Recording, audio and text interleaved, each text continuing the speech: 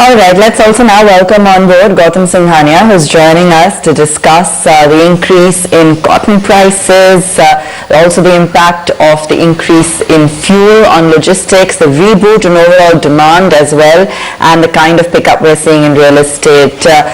Gautam, thanks so much for joining us this morning. Always great to have you on ET Now. We've been talking a little bit about the reboot that's being seen in the retail industry. I wanted to get a perspective from you in terms of where we're at in the recovery. Are you seeing demand picking up? Where we're at in the upcycle, and really what some of the trends are on ground? So I think if you look at different sectors, the recovery is different. If you look at the FMCG sector, the FMCG I think is already 100%. Real estate is doing well, auto is doing well. I think fashion apparel is getting there. I think March will be a watershed month to 100% recovery, I hope. Things are getting better. The country is getting vaccinated, and as the country is getting vaccinated, more people are stepping out. I think 20 million plus people are now vaccinated. So I think we're on the right trajectory, and I am cautiously optimistic, like I said.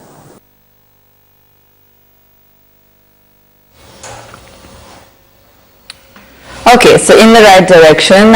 Let's also talk about, in terms of the kind of choices when we're looking at the Indian market, whether it be food to clothing to tech, what are the kind of consumer trends that are emerging now post the worst of the pandemic? So at least I think in retail, whilst a lot of stuff went online, and in the pandemic, everything was online.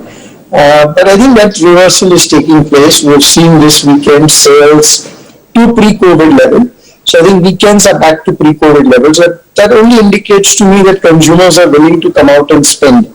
I think people are investing in better living. That's why you're seeing better sales in real estate, not only in the big cities, etc. But I think suburbs, outhouses, farmhouses, where people have a little bit of space, I think that is becoming sought after. So I think that is a reversal in trend. I think a lot of people are still working on Zoom, like we are working on Zoom just now. So it really doesn't matter where you live. So that I think is a great change that will take time to come back to physical meeting. But I would say I am now 75% back to physical meetings. I don't prefer the Zoom meetings. I would have actually done this in person. It would have been better. But that's what I see. Okay.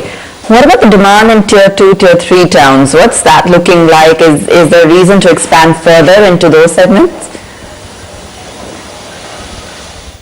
So you're right. I think because the Tier 2, Tier 3 got less impacted, the bounce back in those cities is far higher. Having said that, Raymond has always believed in market penetration, and not only Tier 2, Tier 3, but we go all the way down to Tier 10. So we are present in towns that have 50,000 people, and that strategy has worked for us. We've focused, we've got a distribution network that goes to over 500 towns, and I think we continue to believe in that.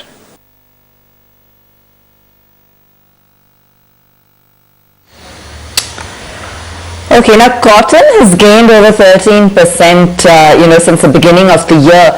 Talk to us a little bit about the raw material trends, the kind of impact this is having on margins as well. So I think, it's difficult to predict raw material pricing. I think, there's a pent-up demand, and that is driving the prices up in the short term. Whether you see cotton or whether you see steel, it's across the board the similar trends, and I think it will be cyclical. So you see the ups and the downs.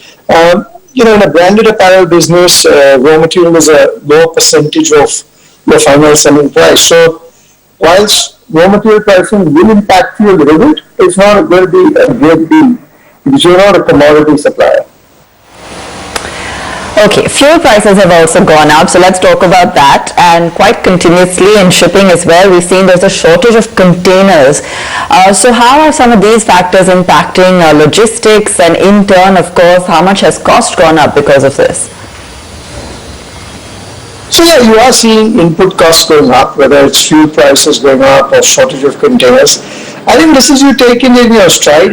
Whilst I think the shortage is there, and it's there for various reasons. You will see it ease out. It's not going to be shortage forever.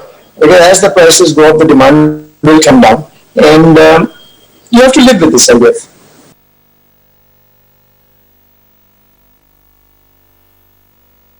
Okay, now there has been an anti-China wave, of course, in the US. Brands have been looking for alternates to sourcing from China.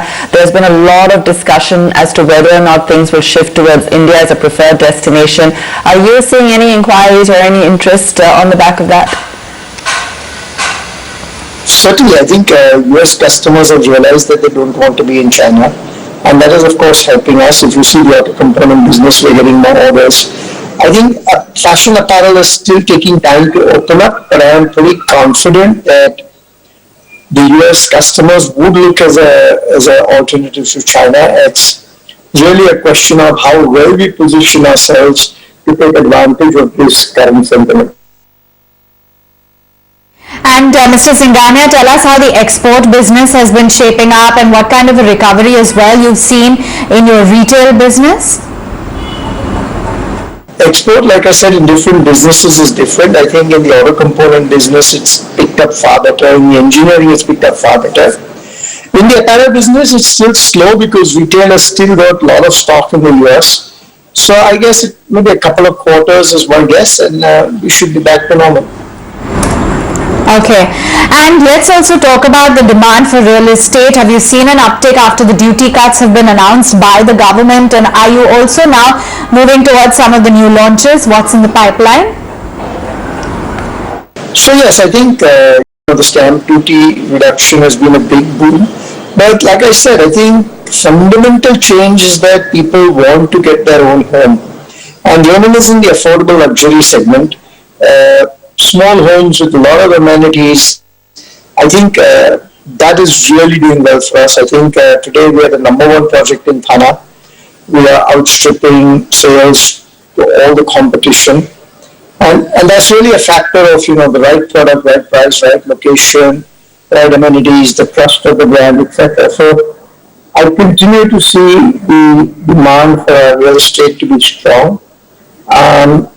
It has become the most preferred product in Thane, and for people who have not seen it, please come and see it. You will really see what the Raymond brand stands for.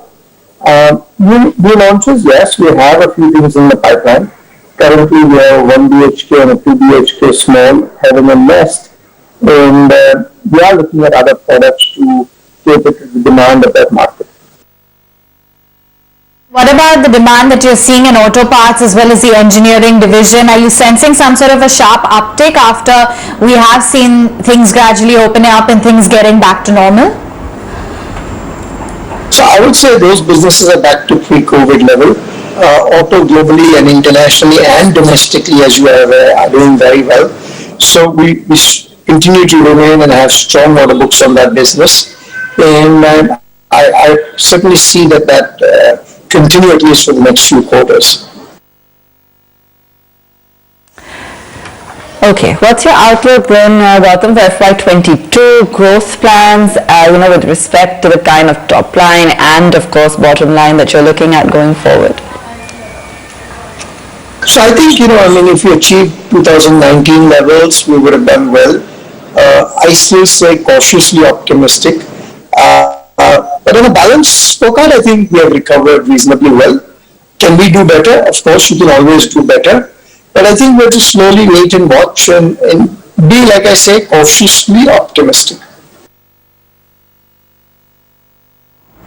All right, we'll let you go on that note. Appreciate your time, Mr. Singhania, just giving us a 360-degree view as to how business is shaping up, the growth strategy for the company, as well as the evolving trends that we're seeing. That's the word coming in from Gautam Singhania of Raymond. But